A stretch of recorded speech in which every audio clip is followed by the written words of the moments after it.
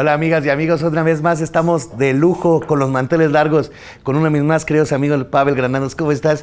Jorge. Muchísimas gracias por aceptar la invitación, Pavel, te lo agradezco. No, al contrario, muchas gracias. ¿Cómo has estado, Pavel? Pues nervioso porque mira, primero por el pulque, no sé qué vaya a pasar, luego porque cuando no sé del tema del que me van a preguntar también sufro, entonces a ver qué sale de esa mezcla lo vas a disfrutar, de ignorancia y de pulque. Y de pulque, lo vas a disfrutar. Ajá. Son los mejores placeres de la vida, el Bueno, pulque y la bien. ignorancia. Está bueno. Mira, es de mazapán y el mío es de coco. De coco. Yo le voy a dar una probadita. Bueno, pues empezamos con el pulque. Este es mazapán. Ese es mazapán. Buenos días, Hola, maestro, ¿cómo compañeros. están? Vengo aquí del Museo del Pulque ofreciéndoles una cata y son diferentes sabores. ¿De cuáles son, maestro? Mire, este es de nuez blanco, fresa con tamarindo, avena, kiwi y piña y fresa normal. ¿Tú cuál vas a probar? Híjole, a mí me gusta este de fresa con tamarindo, se me llamó la Está muy rico. A ver, yo todos. nuez. Ese es de El nuez, segundo yo no tomaba. pero está muy rico. Está muy delicioso. Está buenísimo este nuez. Ay, maestro, pues qué rico conocerlo y muchísimas gracias por los cursos, le Pues agradezco. aquí estamos y para servirles somos del Museo del Pulque, las pulquerías, lo que necesiten estamos para servirles. Muchísimas Un gracias. placer conocer. Tenga muy bonito día, maestro. Gracias. Yo creo que el bolero es una parte importantísima de lo que hemos entendido en México por música, por formación sentimental, pero más allá de todo eso, el bolero es como una especie de corriente que va jalando un montón de ingredientes que como un curado, porque es como muchas cosas que le pones tú a un torrente musical y entre otras cosas el bolero es una especie de misterio también, porque es una palabra que aparentemente significa muchas cosas, pero no todo mundo sabe qué significa. Esa música que fermentó aquí, voy a usar metáforas de pulqueras, que fermentó aquí, se unió con la música que llegaba de los Estados Unidos, de Sudamérica, de ese país que es el mundo afrocaribeño, y de Europa. Y entonces llegaron aquí y se combinaron. Entonces la migración, las instrumentaciones de otros países, los géneros de otros lados, se fueron mezclando en distintas proporciones.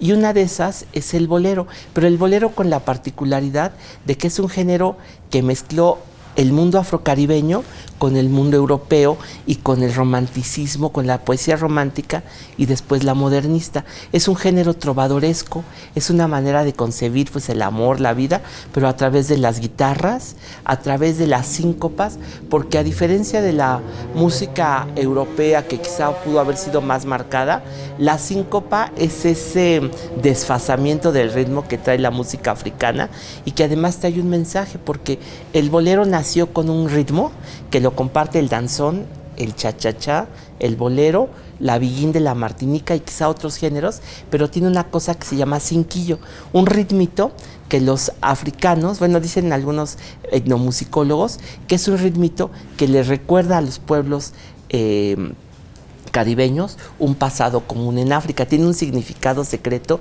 de nacionalidad. El cinquillo, que es tú lo escuchas en el danzón, pam, pa, pam, pa, pam, pam, eso es un ritmo que identifica, dice, todos los ritmos en donde se toca ese ritmo provienen del mismo lugar de África. El bolero era un género del campo rural. El bolero nació en Santiago de Cuba, en el oriente cubano. Después llegó a Yucatán, pero cuando llegó aquí, Agustín Lara lo hizo patrimonio de la ciudad, metió a la prostituta como personaje del bolero y metió la poesía modernista. Pero más adelante, todavía después, lo hicimos otra cosa. Cuando llegaron los tríos se inspiraron curiosamente no en música africana, sino que los panchos oyeron un ritmito parecido al del bolero, que era otra cosa, en un musical norteamericano de Cole Porter que se llamaba Jubilee, y cuando lo escucharon se dieron cuenta, bueno, lo tomaron y el bolero que se tocaba aquí lo sustituyeron por un bolero que inventaron ellos. Y ese ritmo, que le he seguido yo la pista hasta dar, dije, ¿de dónde viene? ¿De dónde viene? Resultó que ese ritmo lo escuchó Cole Porter en Indonesia. Agustín Lara se basaba en el modernismo, Luis Alcaraz, aunque a Agustín Lara también le gustaba la Biblia, era una cosa entre el Cantar de los Cantares y Rubén Darío, una cosa así. Agustín Lara, la Segunda Guerra Mundial trajo un discurso completamente contrario. El bolero de la Guerra Mundial es el bolero de la sinceridad, que nos decía, pues puede ser que mañana se acabe todo porque va a venir la guerra y vamos a separarnos o nos vamos a morir, entonces hay que querernos, hay que ser sinceros. Y entonces, aunque yo sé que la sinceridad no existe nunca, que es otra invención literaria, el bolero a partir de los años 40 con María Alma y con Solito Velázquez y luego Emma Elena Valdelamar es la visión de lo que piensan las mujeres. O sea que es un termómetro también de la sensibilidad. María Grieber es la primera, bueno, no sé si la primera, pero es una compositora que habla de lo que piensa una mujer, se confiesa como mujer y lo que ella piensa. Sin embargo, no vivió aquí, vivió en Estados Unidos. No hubo otro compositor, hombre o mujer, de América Latina que tuviera la fama que María Grieber en el mundo. En el momento en que estaba Gershwin, en el momento en que estaban, bueno, tantos compositores, la única persona que representó a América Latina en el mundo de la música fue María Grieber. Aunque no se dedicó precisamente a bolero, de pronto hizo cosas así, sí era la voz de la mujer. En los años 40, María Alma, que está muy olvidada, Consuelito Velázquez, y después Emma Elena Valdelamar, que yo tuve la suerte, la fortuna de ser amigo de ella, me contaba cómo componía sus canciones. Finalmente, bueno, ella es la que empezó esa guerra de los sexos, el cheque en blanco es composición de Emma Elena Valdelamar. Si pudiéramos decir, en esto que estamos en la cuarta transformación, si pudiéramos decir de estas 4 transformaciones, ¿tú cuál dirías que era el género por cada transformación? Si se puede, ¿no? En un ejercicio así. A ver, la primera es la independencia. Ajá. La independencia sería los sones. Mira, es que se fue creando a lo largo de todo el siglo XVIII algo propio, con esa ideología, que además es una ideología un poco también compleja, yo no me la sé bien, pero sí sabemos que los criollos que no tenían origen, eran los criollos pues hijos de españoles, se reivindicaron como propio el pasado indígena. Entonces, naturalmente que la Virgen de Guadalupe, tantos símbolos, fueron construyendo algo propio aquí y fueron construyendo una música también propia que está relacionada con las regiones productivas, ¿no? La Huasteca, el Bajío, la Trova Yucateca, son regiones económicas que cada una tenía su forma de tocar, de cantar, ¿no? Y eso en el siglo XVIII es una ideología criolla, que es la ideología de la independencia. La segunda T sería la Reforma. La Reforma tuvo una música, ese es otro tema también de muchos programas. La música de la segunda transformación sería la danza habanera. Es decir, antes si tú te fijas en los sones, fíjate cuando lo interpretan, cuando cantan una copla, no se baila. Y cuando hay música, no se canta. O sea, cuando bailan, no se canta y luego se baila y así, ¿no? Y en general así era. Yo hasta hace poco me di cuenta que los géneros bailables, todas las cuadrillas, que era la manera de bailar en el siglo XVIII, todo eso. La cuadrilla es como ¿te acuerdas de la danza de los vampiros de Polanski? Ajá. Cómo bailan, que van haciéndose así caminitos. Sí, esa es la cuadrilla, no es de parejas. Bueno, entonces, los bailes no se cantaban y las canciones para cantar no se bailaban. Pero un coreógrafo que nadie sabe el nombre de Europa, en España, en Madrid, empezó a ponerle letra a unas canciones que eran para bailar, que son las danzas habaneras. De ida y vuelta les dicen los cubanos, porque era un género, 1840, que era un género que nació en Cuba, fue a España, y de allá se transformó y se vino para América de nuevo. Eran géneros de ida y vuelta porque los traían y llevaban los marinos y todos sus temas eran del viaje, de dejar un amor en un puerto, todo eso, y son las danzas habaneras. Es el género de la 2T, ese todos los hemos oído, es pam, pa, pam, pam, pam, la ópera Carmen, tan, tan, tan, tan, tan, tan, tan, tan. Eso es la danza habanera. Y aquí en México, bueno, La Paloma, Cuando salí de La Habana, es la canción favorita de López Obrador, es la que hemos cantado en todas las, bueno, antes, últimamente, bueno, creo que desde el 2018 para acá, menos, pero toda las marchas, manifestaciones, todo en favor de Andrés Manuel López Obrador, siempre era La Paloma, y le pusieron, hay letra actual, y es la canción favorita de Benito Juárez, la canción favorita de la emperatriz Carlota, fue la canción favorita de la Reforma y la invasión francesa. La habanera es un género que nació en Cuba, es de La Habana, pero es de 1840 y hasta 1920 fue el género más popular en toda América. En Estados Unidos, Jelly Roll Morton, el que decía que era creador del jazz, él tocaba la paloma en Estados Unidos. La música de la revolución también fue la habanera. Estrellita del maestro Ponce es una habanera. El tango es una habanera. Originalmente el tango porteño de Buenos Aires es una habanera. En Brasil hay habaneras. Hay un género que se llama machiche, que es la habanera, lo mismo. O sea que es un género internacional. Pero lo más curioso de todo es que si tú te pones a escuchar pam, pa, pam, pam, pam, es el reggaetón, pam, pa, pam, pam, pam, es el mismo ritmo. Quiere decir que reencarnó la habanera en el reggaetón. Es el mismitito ritmo, quizá más rápido, pero llama mucho la atención. La 3T, pues es que aquí yo diría pues que el corrido, pero también el baile de la Ciudad de México en la Revolución fue el danzón también. 1920 se inauguró el Salón México, y si tú buscas en el Porfiriato, tú buscas en los discos pura habanera, pero ya en 1910 al 20 corrido, pero para bailar el danzón. El danzón fue el baile obrero de la Ciudad de México. Y pues la 4T, pues es difícil decirlo. Bueno, es que hoy la música del mundo es el reggaetón, pero yo no identificaría completamente. Yo creo que, ¿sabes qué pasa aquí?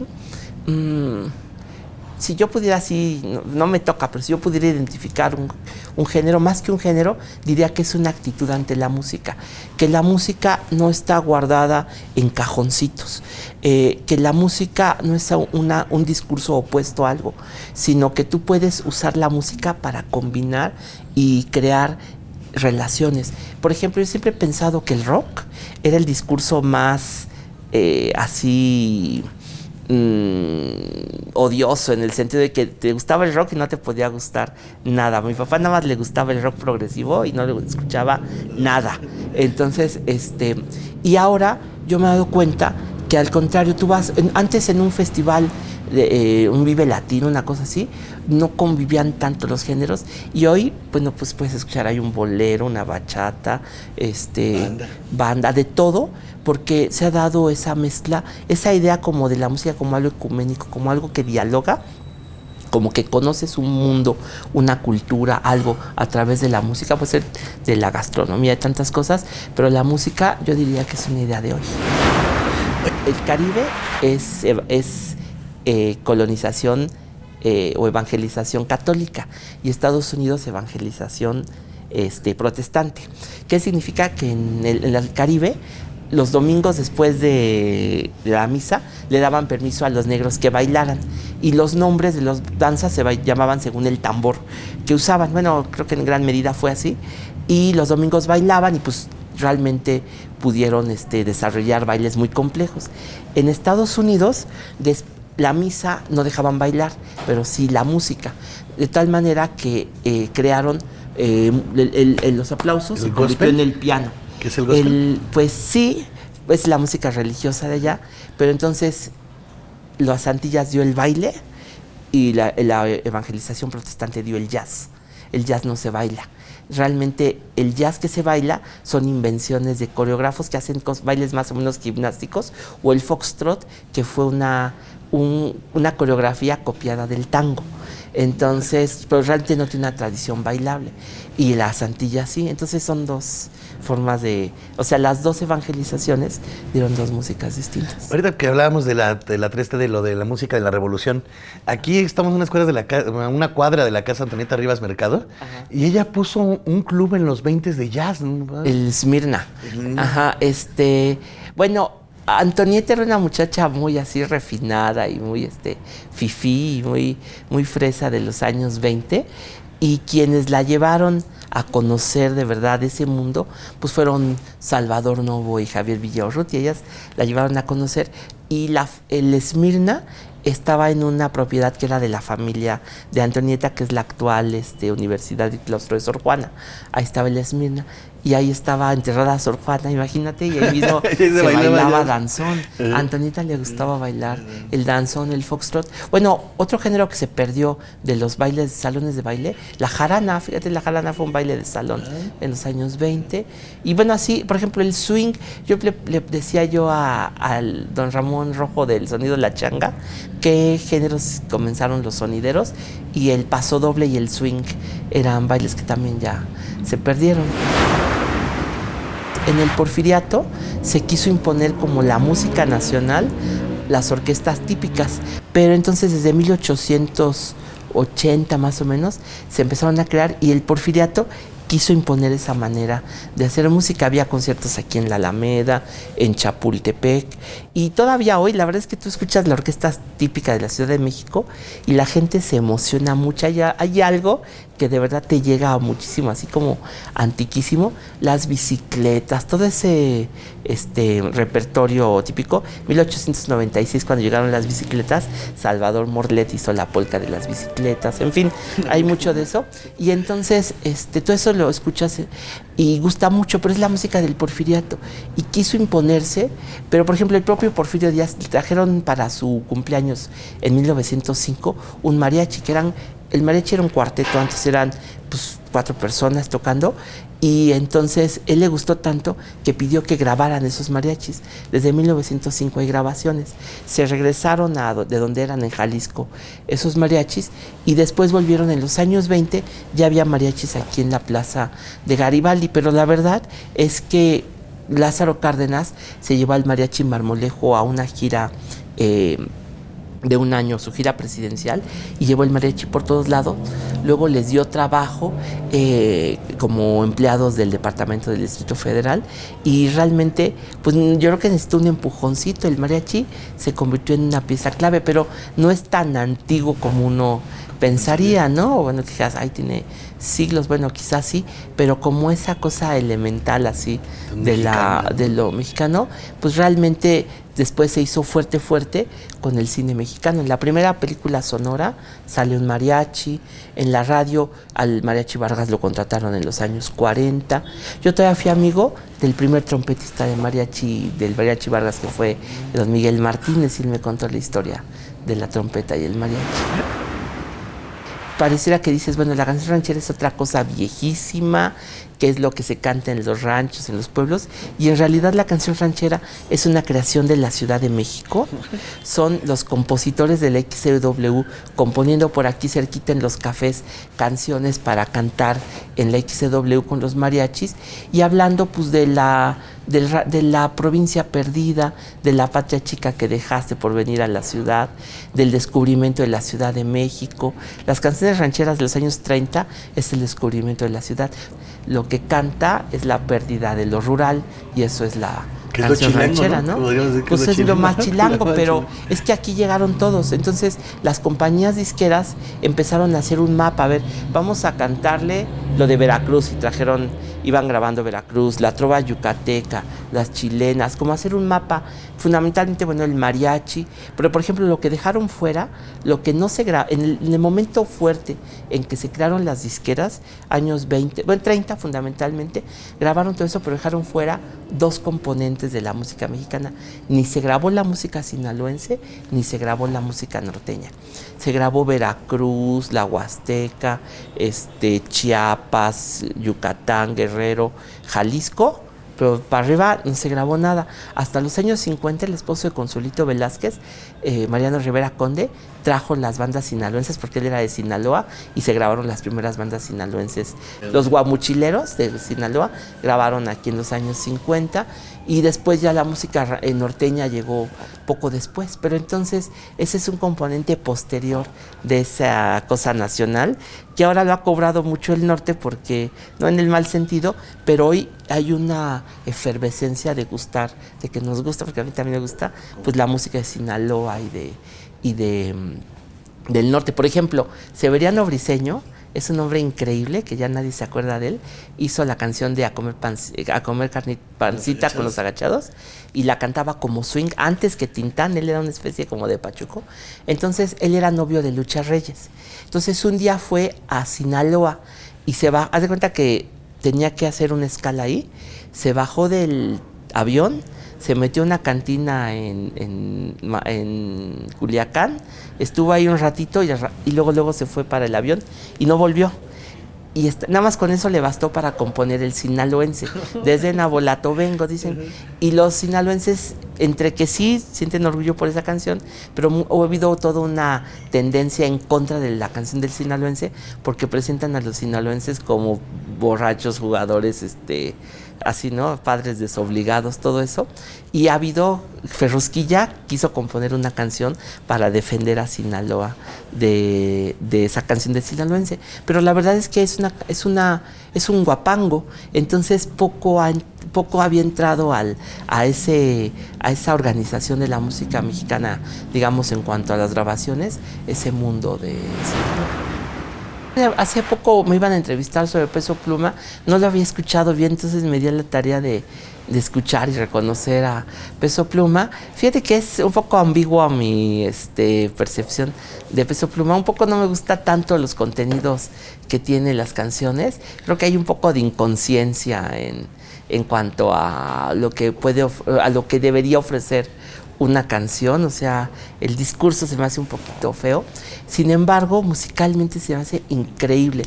Tiene un talento excepcional, Peso Pluma. Es una manera de combinar lo que te ha dado, lo que ha dado el reggaetón, lo que ha dado, hay mucho talento lingüístico en él. Y de verdad a mí me llama mucho la atención. Y sí hay cosas, te digo, como, pues no sé, como discursos que no me gustan, pero pues yo creo que él está en una oportunidad, pienso, de ese diálogo con más artistas y, bueno, un poco destaparse también de ese vehículo ideológico también que es la música. Ahorita que dijiste Bob Dylan, yo vivía a media calle de la Embajada Jarocha. Y luego iba, yo no sé bailar ni nada, pero escuchar a Moy Domínguez, que cantaba boleros. Era un sonero tabasqueño que cantaba en la Embajada Jarocha, boleros de los años 30. Y luego llegaba a tocar con él las congas, Ultiminio Ramos. Y yo no sabía, pero Bob Dylan le había dedicado una canción a Ultiminio Ramos, y ahí me tocó verlo. Que a mí alguna vez me contaron que la música de Chihuahua no es la música norteña, que se las impusieron, que la música de Chihuahua se tocaba con saxofón, con banjo, con flauta. Los montañeses del Álamo, ya nadie los conoce, pero son los que cantaban Una mosca parada en la pared, es flauta transversa, bajo, sexto, todo eso. Hay mucha música que no conocemos en toda la frontera y es porosa porque es la de allá, la de acá más tradicional, y la música mexicoamericana, es decir, la del otro lado, le ha tocado convivir más con el country, con el jazz, con el blues, tiene una complejidad, con el swing, todo eso. En los años 20, los músicos estadounidenses, para venir a beber, porque en Estados Unidos estaba la ley seca, pues venían para acá y entonces pues inseminaron, fructificaron la canción de la frontera. Los pachucos, toda esa cultura, pues ha sido de siempre, ¿no? Con una riqueza, pues que, bueno, sigue, naturalmente, está y estará y todo. Sin embargo, sí hay en ciertos momentos esa cosa que tenemos como, bueno, yo sí lo he tenido como prejuicio del imperialismo no sé, yanqui y la invasión cultural. Es cierta también, aunque también nos ha hecho de una riqueza, porque si te fijas, mira, el blues, el rock, todo eso, mucho tiempo, la política cultural de México era evitar eso para que nos contaminara nuestra cultura. No, los pueblos indígenas de México tienen que estar aislados de todo eso y buscar la manera de separar. Y resulta que hoy el hip hop, el rap, el blues, el rock, el ska, es la fortaleza de los pueblos indígenas. Hay un texto que habla de cómo en los años 60, ya lo intuían muchos musicólogos mexicanos, a partir de los años 60 hubo una especie como de ruptura y de pronto, por alguna razón, todas las compañías radiofónicas y las televisoras impulsaron la música en inglés para desbancar a la música mexicana. Y hay un texto que habla de eso.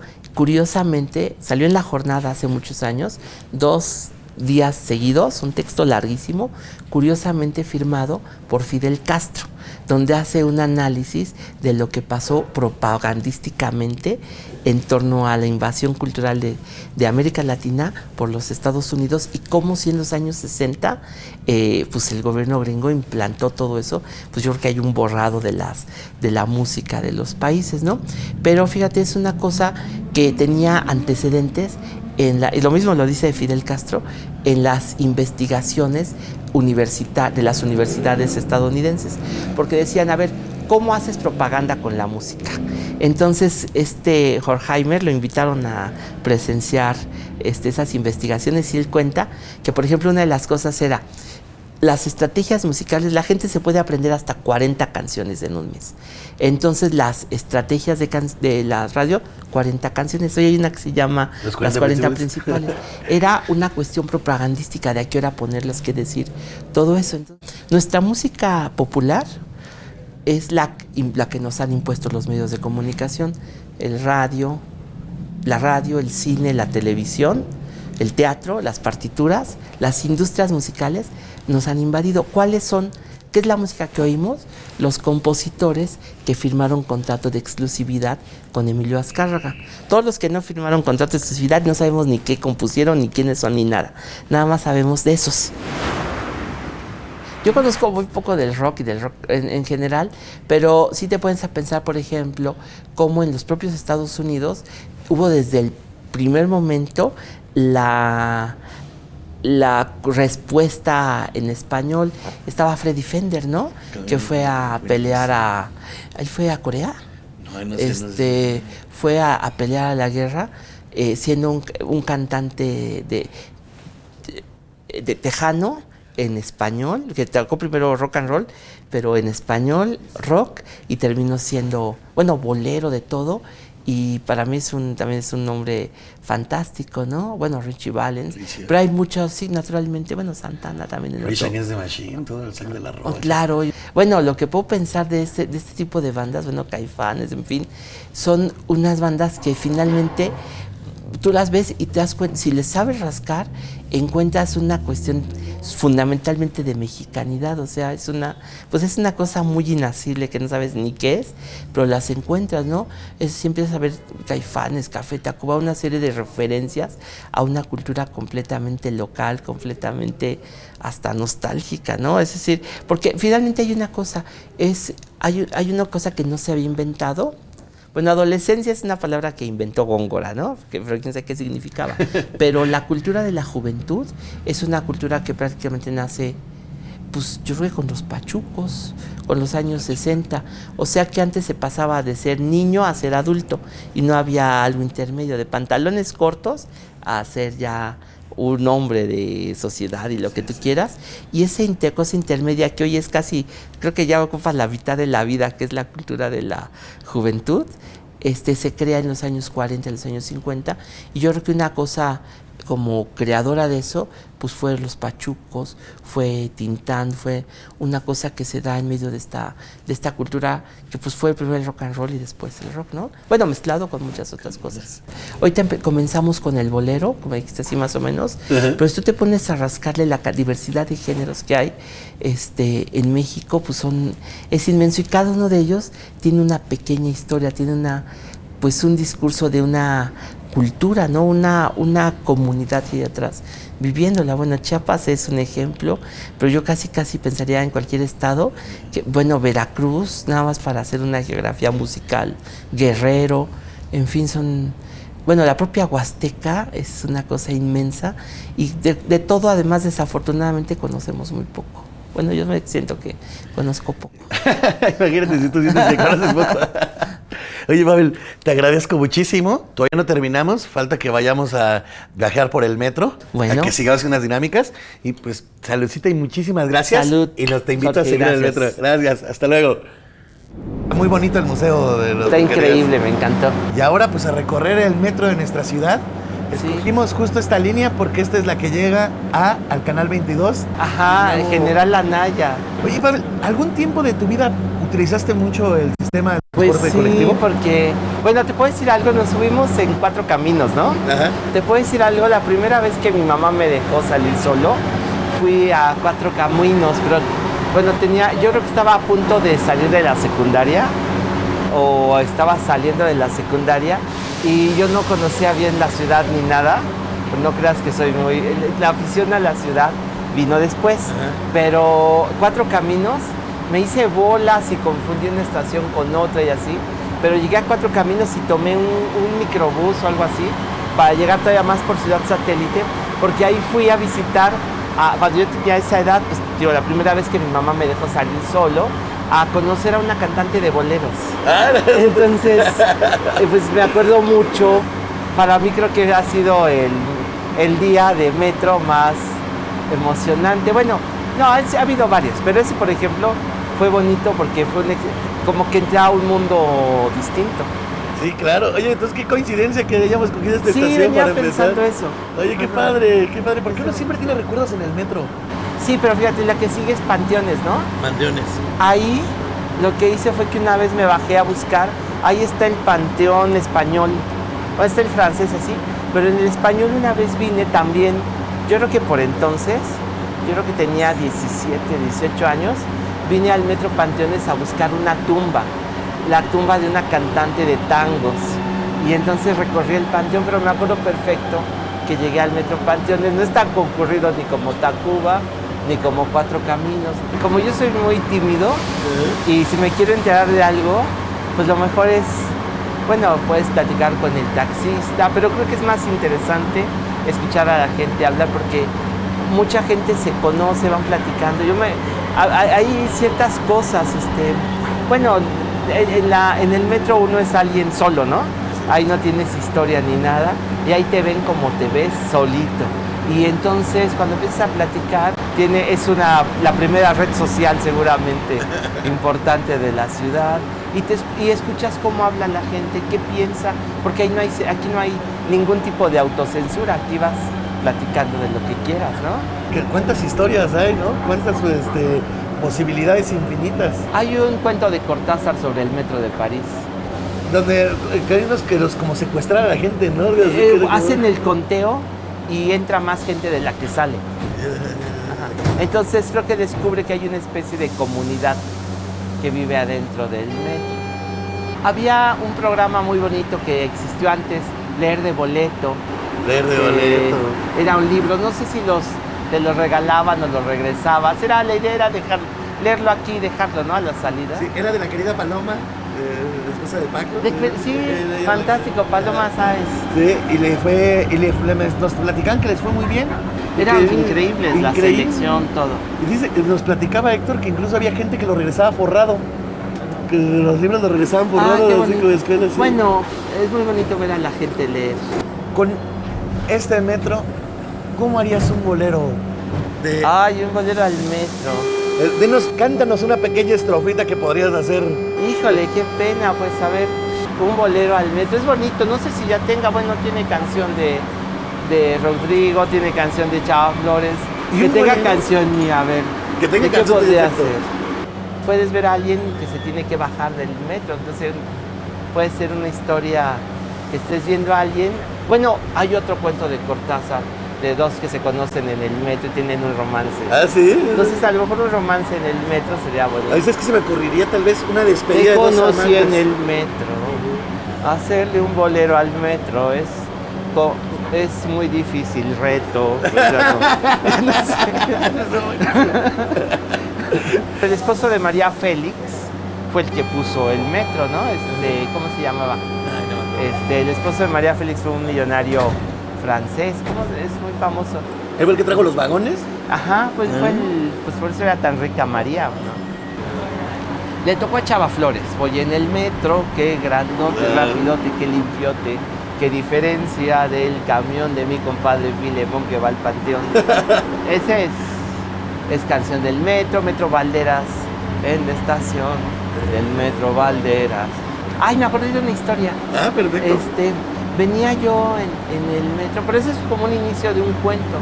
Y venían varias monjas mal encaradas todas, y con ellas venía una monja joven, yo creo que se iba a ordenar, y era excepcionalmente bonita, era una muchacha bellísima, y yo creo que iba a ser monja. Y venía con una cara de tristeza, y me acuerdo que todo el camino la fui viendo así porque se me hizo que escondía ahí una historia pues triste, ¿no? Eso me acuerdo ahorita porque, pues sí, yo creo que bueno, no que me despidiera de ella, pero creo que sí he conocido gente con la que he platicado en el metro, que vas platicando un ratito y después ya no sé, es como hasta terapéutico, decir, pues ya platiqué un ratito con una persona en un momento indicado y ya no hay más que contar, así que ya fue un momento, yo creo que es hasta fuera del espacio y del tiempo. Pero decía Juan José Arreola, no puedo decir que la zona rosa la conozca como la palma de mi mano, porque la palma de mi mano no la conozco, en cambio la zona rosa sí. Y yo creo que de pronto sí, algunas veces sí uno puede decir del metro, que no lo conoces como la palma de tu mano, porque esa sí no la conoces, pero ves el metro, es un metro muy lógico. Fíjate, los franceses, que son los padres del cartesianismo y del pensamiento lógico y creen que todo es muy lógico, en su metro no es tan lógico como el nuestro. El nuestro tú lo ves y nada más de verlo sabes perfectamente cómo ir de un lado a otro. Y eso no pasa yo creo que allá no pasa. Oye, Jorge, una cosa que a mí me encanta del metro, pero que ahorita ya después de esto ya no va a ser posible, y sobre todo aquí contigo, es el anonimato que te da el metro. Sí, porque estás en medio, eres un dígito más entre una multitud. Ahorita que lo que decíamos, de que te subes y hay un montón de gente, pues eso es lo que uno le gusta. A mí me gusta eso del metro, que no eres nadie, eres otro par de ojos viendo cómo es la gente, fisgoneando en las vidas ajenas. Ese voyerismo que tiene uno intrínseco, pero luego pues que te dedicas a escribir y eso, que lo afinas, pues es mejor porque finalmente siempre estoy viendo gente y siempre me imagino una historia, ¿no? Claro. Mira, por ejemplo aquí, ahí vivía Monsiváis para allá. ¿Para allá en esa calle? Ajá, en esa callecita. O es San Simón, ¿cuál será? ¿Cuál será San Simón? ¿Es esa? No, es la de allá atrás. Esa calle así y a la derecha. Entonces aquí, bajarme aquí me emocionaba para visitar a Monsiváis. Ibas a llegar a una Decía, tertulia. ¡ay, qué miedo! Pues no tertulia, ahí Monsiváis escribiendo, recibiendo personas. Me va a recibir Monsiváis y caminar ahí. Pues ahí está, mira, otro lugar bonito. Ahí estaba ¿Y que llegabas por el metro? la calle de San Simón. Y que llevaba por metro, y Monsi salía por el metro. Ajá. Yo recuerdo que a Monsiváis le entrevistaron en el metro. No sé qué otras personas, pues estamos tan cerquita del metro General Anaya, hacer reflexión de lo que tiene que ver la cultura con cada una de las estaciones del metro es importantísimo. Ya pasamos el metro San Antonio Abad, ahí vivió, cuando se casó Agustín Lara en 1917, por ahí viviendo, ya lo pasaba, ya ni sé en cuál vamos, pero ahorita ya pasábamos en Ermita. Pues la cantidad de referencias que hay culturales, sí, me encantaría, ajá. Pues explorar la ciudad a través del metro, sí, naturalmente. Fíjate que lo voy a proponer en el canal 22. Sí, de verdad, porque realmente es satisfactorio viajar, se disfruta. Se disfruta. Sí. Esa es la palabra, se disfruta. Sí, claro, es cierto, pues sí, mira, está llenísimo, pero está llena la ciudad, somos muchas personas en la ciudad, pero tenemos una educación de verdad muy buena, o sea, la gente en general es muy educada. Y Ya llegamos. Ya Se nos llegué fue a la trabajar, plática. mira. Ya mi oficina está allá. ¿Dónde estamos? Ahí, allá. Canal 22 están. Mira, si hubiera vivido Pedro Infante y Jorge Negrete, para hacer sus películas se bajarían aquí y ya caminarían al centro. Pero fíjate, nos subimos en 4 caminos, que ya te conté mi relación con la música y con mi primera vez en el metro. Y ahorita en esta misma línea, bueno, tasqueña, pero aquí pues ahí está la parte de cine de la Secretaría de Cultura. Ahí están los estudios Churubusco, ahí está la Escuela de Cine, la nueva Cineteca y Canal 22. Oye, Abel, me la pasé increíble contigo, como siempre que estoy contigo. No, gracias, fue el acompañamiento más bonito a mi trabajo que he tenido, así que Eso es gracias.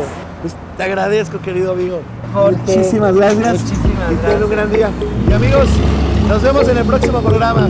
Muchísimas gracias.